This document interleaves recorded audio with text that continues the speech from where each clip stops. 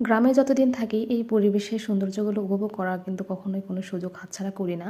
তো বিকেলবেলায় চলে গেছে আমাদের সরিষা খেতে, আর এই পিচ্ছি আমার পাস লাগছে, বলছে যে কোথায় যাচ্ছ, আমিও যাব। তাই বলে চল তাহলে সরিষা খেতে যাই, সরিষা খেতে দেখতে যাব। আর ওই যাচ্ছে আর বলতেছে যে এখানে এই শাক পাওয়া যায়, ওই শাক পাওয়া যায়, শাক খুঁজতেছে আর যাচ্ছে। কারণ মাঠে ঘাটে তো অনেক ধরনের সবুজ বিভিন্ন ধরনের শাক পাওয়া যায়। আর গ্রামে গঞ্জে থাকলে কিন্তু এটা অনেক সুবিধা যে কোনো রকম কিন্তু হাট বাজার না করলেও কিন্তু আমরা চলতে পারি। এটা অনেক একটা প্লাস পয়েন্ট। আর এই পাশে ছিল আলু, আর এদিকে ছিল অনেক মানে পেঁয়াজ, আমাদের না অন্য কারো। আর আমাদের সরিষা খেতে হচ্ছে আর একটু সামনে, ওই যে দেখা যাচ্ছে হলুদ হলুদ সরিষা। তো যেহেতু এটা বাড়ির কাছেই সেজন্য একটু মাঠে যাচ্ছি। আর বাকি যেই জমিগুলো না আছে সেগুলো অনেকটা দূরে, সেজন্য ওখানে যাওয়া হয় না ওইভাবে।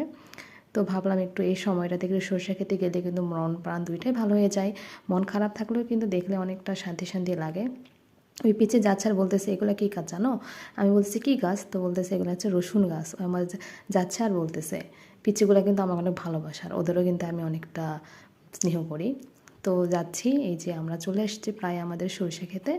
আর ওই যে আমার সাথে গল্প করতেছে, বাপুরে বাপু এত সুন্দর সুন্দর গল্প করতেছে, হয় দেখাচ্ছে যে এটা এটা, হ্যাঁ হ্যাঁ, আমি বলছি হ্যাঁ এটাই এটাই।